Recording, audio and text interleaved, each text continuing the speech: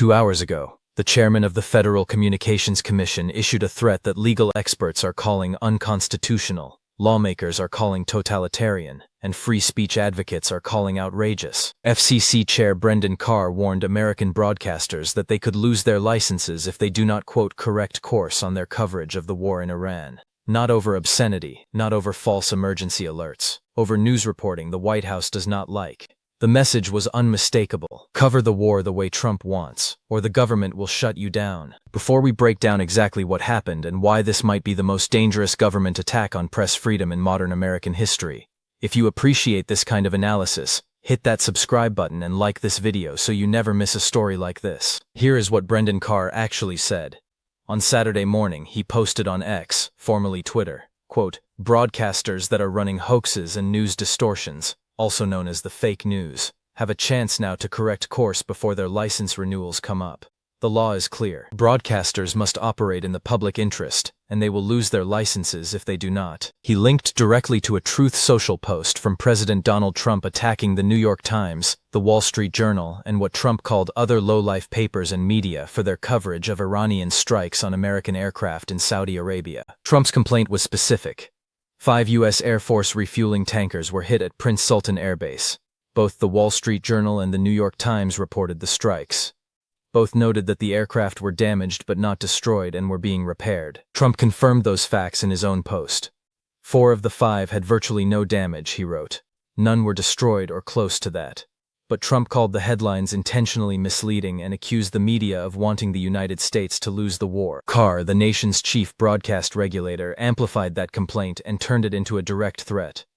News coverage the president dislikes could cost broadcasters their licenses. The reaction was immediate and devastating to Carr's credibility. Democratic Senator Elizabeth Warren wrote, Constitutional Law 101. It is illegal for the government to censor free speech it just does not like about Trump's Iran war. This threat is straight out of the authoritarian playbook. Democratic Senator Chris Murphy went further. We are not on the verge of a totalitarian takeover, he wrote. We are in the middle of it. This is the federal government telling news stations to provide favorable coverage of the war or their licenses will be pulled. California Governor Gavin Newsom called it flagrantly unconstitutional. The Foundation for Individual Rights and Expression, a free speech advocacy group, called Carr's warning outrageous. When the government demands the press become a state mouthpiece under the threat of punishment, something has gone very wrong. But here is what makes this moment even more remarkable. The criticism did not come only from Democrats. Republican Senator Ron Johnson of Wisconsin, a Trump ally, pushed back hard. I am not in favor of the heavy hand of government no matter who is wielding it, Johnson said on Fox News Sunday. So no, I would rather the federal government stay out of the private sector as much as possible. Even some conservatives, including Senator Ted Cruz of Texas, said Carr went too far. That is how extreme this threat is. When Republican senators are publicly breaking with a Trump appointee over press freedom, you know the line has been crossed. Now let's talk about what Brendan Carr can actually do. The answer is almost nothing. And that makes this threat even more cynical.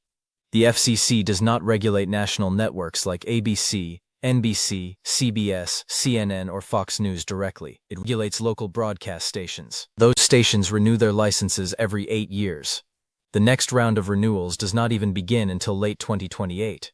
Carr responded to that criticism by saying the Communications Act allows the FCC to call in licenses for early renewal. That is technically true, but doing so would trigger a hearing process with multiple opportunities for stations to challenge the government. Any attempt to revoke a license over news content would face years of litigation and an almost certain First Amendment challenge that the FCC would lose. Andrew J. Schwartzman, a public interest communications attorney, told CNN that Carr's threats are hollow.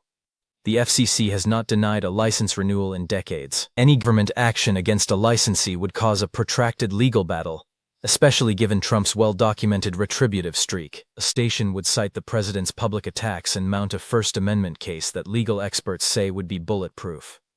But here is the problem. The threat itself is the point. Carr is not trying to win in court. He is trying to intimidate news organizations into self-censorship.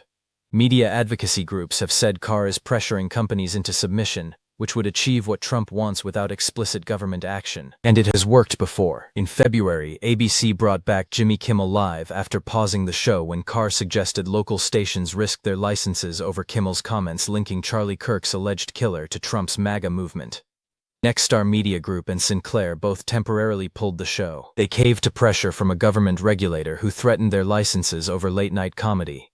Now Carr is applying the same pressure to war coverage. This is not the first time the Trump administration has gone after media companies. Defense Secretary Pete Hegseth singled out CNN during a press briefing on Friday, saying the sooner David Ellison takes over that network, the better. Ellison's Paramount is seeking to acquire CNN's parent company, Warner Bros. Discovery.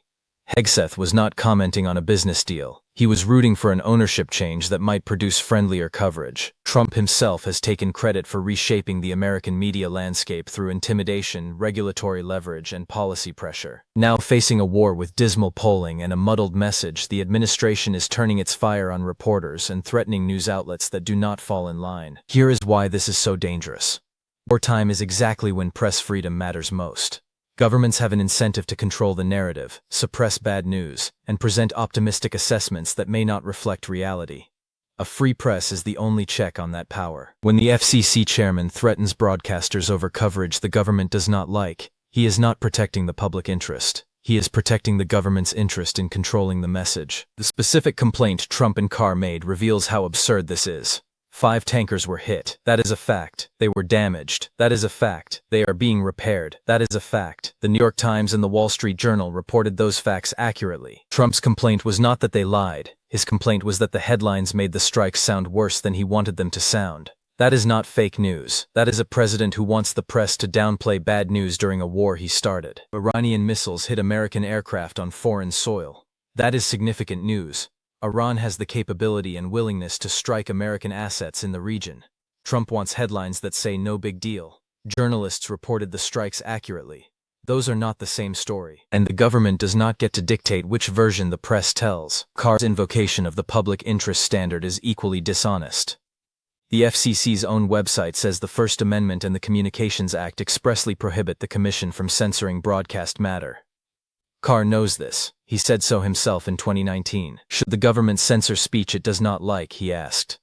Of course not. That was Brendan Carr 5 years ago. Today's Brendan Carr threatens news outlets because the president does not like their reporting. Trump endorsed Carr's threat on Sunday. He is thrilled Carr is looking at the licenses of highly unpatriotic news organizations. The president is openly supporting government retaliation against the press. That is authoritarian behavior happening in the United States in 2026. FCC Commissioner Ana Gomez posted that Carr's threats violate the First Amendment. Broadcasters should continue covering the news fiercely and independently. She acknowledged that the threat itself is the point. The pressure alone can shape corporate decisions. And that is the insidious part. Carr does not need to win in court. He just needs news executives to think twice before running stories the White House will not like. He needs stations to calculate whether it is safer to soften the tone and keep the FCC happy. If that happens, Carr wins. The First Amendment stays intact on paper. But in practice, the government has chilled the press into submission. This is also happening while Trump pressures allies to join a war they opposed, while oil prices spike above $100, while the Strait of Hormuz remains closed. This is exactly when the country needs aggressive independent journalism, and this is exactly when the government is threatening to shut it down. 2 hours ago, the FCC chairman told broadcasters to correct course or lose their licenses. 2 hours later, senators from both parties are calling it unconstitutional and totalitarian. Legal experts are calling it hollow but dangerous, and journalists are being told that covering a war honestly could cost their employers everything. Mark this moment. Because this is what happens when a government at war decides the press is the enemy. When accurate reporting becomes fake news. When holding power accountable becomes unpatriotic. You do not get state-run media through legislation. You get it through intimidation. And right now, the chairman of the FCC is doing exactly that. If this does not alarm you, nothing will.